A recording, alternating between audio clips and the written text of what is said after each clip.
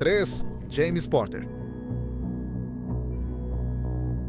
Na primavera de 1982, a família Giuliani morava nos arredores da pequena cidade de Yale, Michigan. Roger, de 48 anos, e Elizabeth, de 50 anos, tinham 4 filhos adotivos: Eric, de 19 anos, Kathleen, de 16 anos, Cynthia, de 13 anos e Dean, de 9 anos.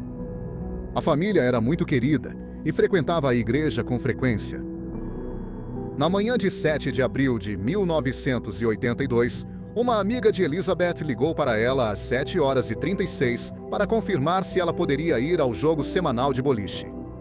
Ela queria confirmar porque as aulas haviam sido canceladas naquele dia devido à grande quantidade de neve. Elizabeth estava de bom humor e disse à amiga que estaria pronta quando ela chegasse para buscá-la.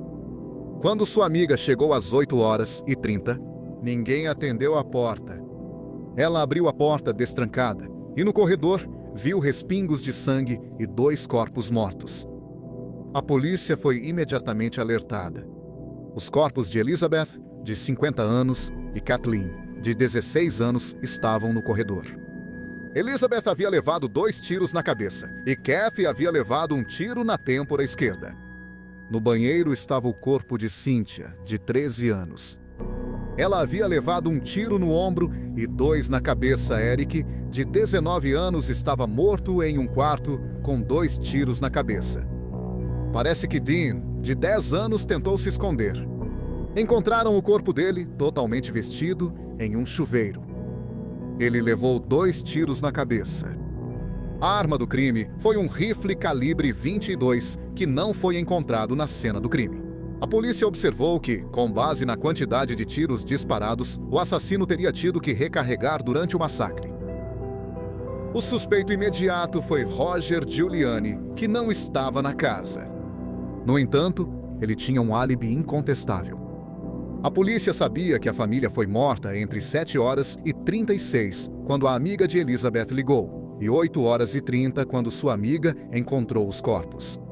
Nesse período, Roger estava a mais de 130 quilômetros de distância, trabalhando. A polícia perguntou a Roger se sua família tinha problemas com alguém. Ele disse que sim, mas não achava que essa pessoa mataria sua família, disse ele. Era James Porter, de 16 anos, que tinha sido amigo de seu filho Eric, de 19 anos.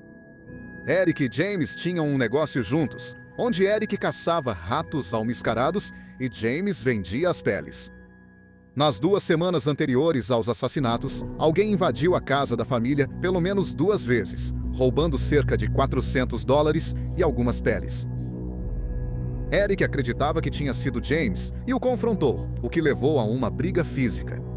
Roger disse: ele separou a briga e James foi orientado a ficar longe da casa. A polícia já conhecia James Porter, de 16 anos. Era visto como um valentão que agrediu várias pessoas fisicamente. Ele também era suspeito de vários arrombamentos. Várias pessoas acusaram James de matar seus animais de estimação, incluindo o cachorro de um vizinho. Porém, ele nunca foi preso porque não havia provas. A polícia conversou com os vizinhos dos Giuliani e vários deles viram James em sua bicicleta perto da casa da família naquela manhã. Eles se lembraram dele porque ele levava um objeto comprido no guidão da bicicleta, que parecia um rifle. Cerca de 9 horas após os assassinatos, James foi preso e a polícia entrevistou pessoas do convívio dele. O irmão mais novo contou que lembra do irmão saindo de casa naquele dia com um estojo de arma. Um dos amigos dele passou um tempo com ele nas horas após os assassinatos. Ele afirmou que James tinha a caderneta bancária de Eric. Ele levou James até um banco e ele sacou $1.000 da conta bancária de Eric. Ele disse que James lhe deu $500. O amigo dele disse que, na época, não fazia ideia de que Eric e sua família estavam mortos. O amigo de James também contou que, semanas antes, James roubou $300 de Eric. A polícia investigou essa informação e descobriu que a caderneta bancária de Eric estava desaparecida da cena do crime. Cerca de 5 horas após os assassinatos, $1.000 haviam sido retirados da conta bancária dele. James Porter foi a julgamento em janeiro de 1983.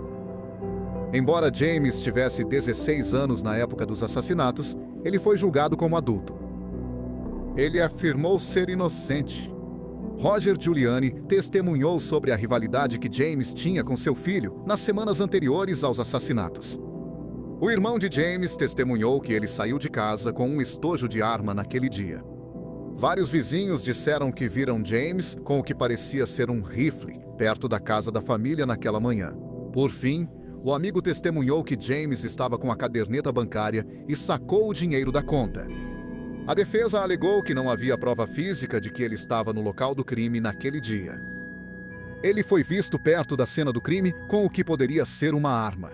No entanto, a arma do crime nunca foi encontrada. Além disso, ninguém o viu entrar na casa ou fugir da área após ouvir os disparos. Se James realmente roubou o dinheiro de Eric, isso não prova que ele matou a família. James pode ter pego o livro do banco em outro momento. E finalmente, James nunca confessou e sempre afirmou que era inocente. A defesa argumentou que a promotoria só tinha evidências que sugeriam culpa, mas não tinha provas de que James matou a família.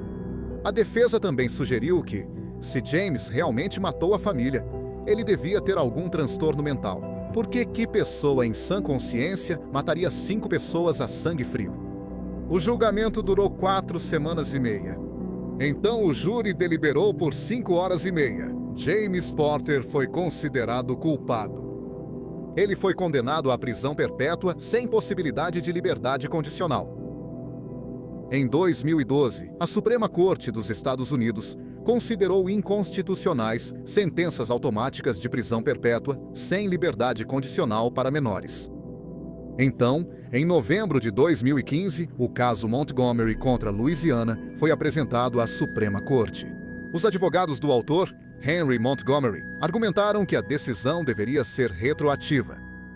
Michigan apresentou um amicus curiae, que significa amigo da corte, apoiando a decisão da Louisiana de não torná-la retroativa. No documento, os oficiais usaram James Porter como exemplo do motivo pelo qual não deveria ser retroativa. No entanto, a Suprema Corte decidiu a favor de Montgomery e a decisão foi tornada retroativa.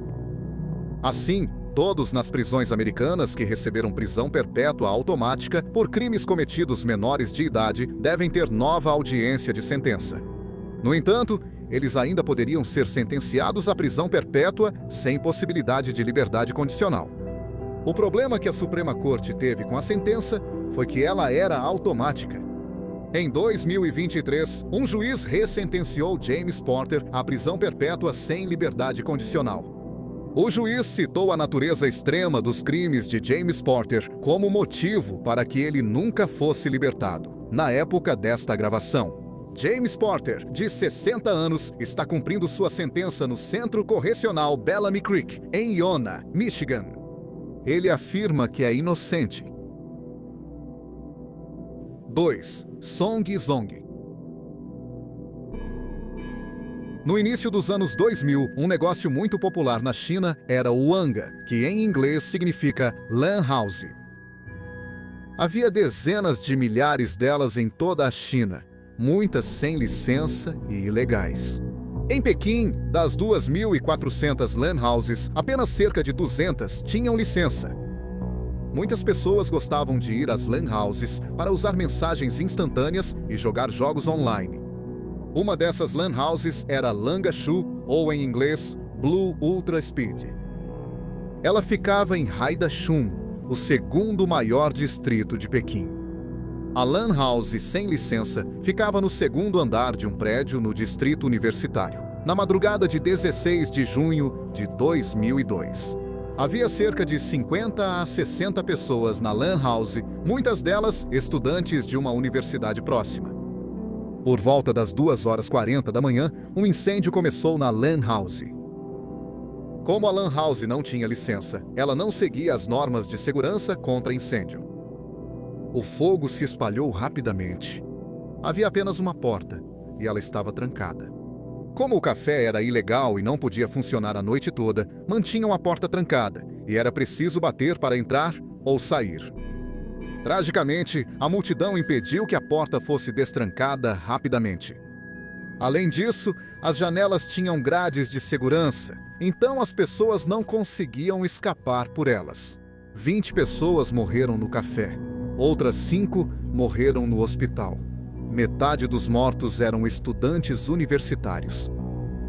Além disso, mais 13 pessoas ficaram gravemente feridas. Os investigadores rapidamente determinaram que foi um ato de incêndio criminoso. Eles encontraram vestígios de gasolina no local. A polícia foi a vários postos de gasolina na região. Eles encontraram um vídeo de 2 garotos comprando 1,8 litro de gasolina apenas algumas horas antes do incêndio. Um dos garotos foi fácil de identificar porque tinha a letra Z raspada na parte de trás da cabeça. A partir daí, a polícia conseguiu localizá-los porque eles moravam nas proximidades. Foram identificados publicamente apenas pelas idades e sobrenomes. Zong, de 13 anos, e Song, de 14 anos, foram detidos e confessaram que ambos vinham de lares problemáticos. Os pais deles tinham problemas com drogas e as mães não faziam parte de suas vidas. Nem Zong nem Song frequentavam a escola regularmente. Eles costumavam passar o tempo em lan houses. Algumas semanas antes, eles agarraram um garoto no café Langashu e o arrastaram para baixo para roubá-lo. O garoto tinha apenas cerca de 100 yuan, que são cerca de 12 dólares americanos durante o assalto. O garoto ficou ferido. No dia 14 de junho, 2 dias antes do incêndio, Song e Zong foram banidos do café. Isso deixou os garotos furiosos, contou Song à polícia. Abre aspas. Eu só queria vingança se eu não pudesse jogar lá. Ninguém mais deveria poder também, fecha aspas. Eles planejaram a vingança com outro garoto de 14 anos, identificado como Léo. Eles planejaram isso na casa de Chen, uma jovem de 17 anos, com a vida familiar conturbada pelo uso de drogas do pai. Chen deu dinheiro para Song e Zong comprarem a gasolina. Então, Song e Zong colocaram a gasolina em uma garrafa de Sprite, foram até o café e então iniciaram o incêndio. Léo e Chen também foram presos. Song e Léo, que tinham ambos 14 anos, foram condenados à prisão perpétua. Um ano depois, houve uma audiência de indenização para as famílias das vítimas. Song e Léo foram obrigados a pedir desculpas, para o desgosto das famílias. Um deles se recusou porque disse que já havia sido condenado e sentenciado. As sentenças deles foram posteriormente reduzidas de prisão perpétua para 18 anos de prisão. Se cumprissem toda a pena, teriam sido libertados em 2020. Chen, de 17 anos, recebeu uma sentença de 12 anos. Ela foi libertada condicionalmente em novembro de 2009, após cerca de 7 anos. Song não foi acusado porque tinha menos de 14 anos. O incêndio trouxe a questão dos cafés ilegais para o centro do interesse público na China. O vice-prefeito de Pequim comparou a obsessão das pessoas pela internet ao uso de drogas e chamou os cibercafés de antros de ópio. Os 2.400 cafés em Pequim foram imediatamente fechados para que pudessem passar por inspeção. Eventualmente, 40.000 cafés foram fechados em todo o país. O governo disse que era por segurança, mas outros consideraram excesso de intervenção. Alguns compararam isso a fechar todos os aeroportos por causa de um acidente de avião na época. Como os cafés estavam operando ilegalmente, eles não seguiam as regras rígidas do governo chinês em relação à internet. Muitas pessoas viram o incêndio como uma desculpa para reprimir os cybercafés e controlar ainda mais a internet. O incêndio, conhecido como o incêndio do Wangbapig 616, é considerado um dos crimes mais notórios da era da internet na China. Restos do incêndio estão em exibição no Museu de Segurança Haidenshu. 1. Cristóvão Churchill. Na década de 1990, Noble, Illinois, era descrita como uma vila americana por excelência. A vila de 800 habitantes próxima à fronteira com Indiana tinha um mercado, uma lanchonete e uma loja de bebidas. Mas, no final da década de 1990, a vila estava crescendo. Em outubro de 1997, Deborah Smith e seus 3 filhos se mudaram para Noble, vindos de uma cidade próxima em Illinois. Ela se mudou para a casa de uma ex-colega de trabalho, Susanna Churchill Kucom. Susanna a apresentou ao seu filho, Jonathan Lloyd, de 17 anos. Jonathan se mudou para Noble meses antes de Deborah, em julho de 1997. Susanna afirmou que Jonathan foi sequestrado quando era jovem pelo seu pai biológico. O pai dele o colocou para adoção no Texas, e ele foi criado por outra família. Eles tinham se reconectado recentemente. Depois de ficar com Susan por um curto período, Deborah, sua filha e seus 2 filhos se mudaram para outra casa em Noble. Jonathan, de 17 anos, e Deborah, de 32 anos, desenvolveram um relacionamento romântico. Depois de alguns meses, Jonathan foi morar com Deborah e seus filhos, Jennifer, de 12 anos, Corey, de 10 anos e Kenneth, de 8 anos. Jonathan planejava pedir Deborah em casamento e até já havia comprado um anel. Em 13 de fevereiro de 1998, 2 jovens, em pânico, encontraram um policial patrulhando as ruas de Noble. A polícia informou aos oficiais que havia corpos na casa da família. A polícia entrou na casa e encontrou os corpos de Jonathan Lloyd, de 17 anos, Deborah Smith, de 32 anos, e seus 3 filhos, Jennifer, de 12 anos, Corey, de 10 anos, e Kenneth, de 8 anos. Os corpos estavam em decomposição e estava claro que eles já estavam mortos há vários dias. Todos eles haviam sido golpeados na cabeça de 6 a 10 vezes com um martelo. A polícia interrogou os garotos que encontraram os corpos. Um dos garotos, Jeremy Cook, explicou que sua irmã, Brandy Cook, tinha um amigo, Christopher Churchill, de 16 anos, que afirmava ter matado a família. Christopher era meio-irmão de Jonathan Jeremy, e sua irmã não acreditou nele quando ele confessou. Jeremy disse que, dias depois da confissão, sua irmã pediu para ele ir até a casa e ele viu os corpos. A polícia conversou com Brandy e ele disse que Christopher contou para ele sobre os assassinatos. Ele descreveu os assassinatos passo a passo. Ele mostrou a ela manchas de sangue em suas roupas. Ele explicou que limpou o martelo com um pano. Brandy disse que, mais tarde, ela vestiu a jaqueta de Cristóvão e no bolso encontrou um pano ensanguentado. No entanto, ela ainda não acreditava que ele tivesse massacrado a família. Então, 4 dias depois de ele ter confessado, ela pediu para o irmão ir até a casa e ver se a família estava morta. A polícia então trouxe o Cristóvão Churchill, de 16 anos, para uma entrevista. Cristóvão era um encrenqueiro local, com ficha na vara da infância e juventude. Sua ficha na vara da infância e juventude não foi divulgada, mas ele se gabou de ter jogado uma pedra no olho da mãe da namorada. Muitas pessoas que conheciam Cristóvão o descreviam como um solitário estranho, que gostava de arrumar briga. Ele estava frequentando uma escola alternativa, mas raramente ia às aulas. Sob custódia, Cristóvão confessou os assassinatos. Ele contou que, em 8 de fevereiro, 5 dias antes dos corpos serem achados, estava com Deborah e seu meio-irmão na casa deles. Eles estavam jogando cartas e bebendo Crown Royal. Todos foram dormir, mas ele ficou acordado. Ele disse que já havia pensado em matar Jonathan há um tempo. Ele explicou que era uma pessoa incrivelmente raivosa e queria usar seu irmão como, abre aspas, uma cobaia para liberar sua raiva, fecha aspas. Ele disse que, naquela noite, Deborah e Jonathan o deixaram irritado porque o chamaram de perdedor e zombaram da namorada dele. Além disso, uma das crianças tinha quebrado o CD dele. Ele decidiu atacar Corey, de 10 anos, e Kenneth, de 8 anos primeiro, por volta das 5h15 da manhã. Ele pegou um martelo, entrou no quarto e os golpeou na cabeça cerca de meia dúzia de vezes. Eles não estavam mortos, mas inconscientes. Em seguida, ele foi para a sala de estar, onde assistiu TV e ouviu eles morrerem. Cerca de 45 minutos depois, ele ouviu Jennifer, de 12 anos, sair da cama. Ele a atacou com um martelo no corredor.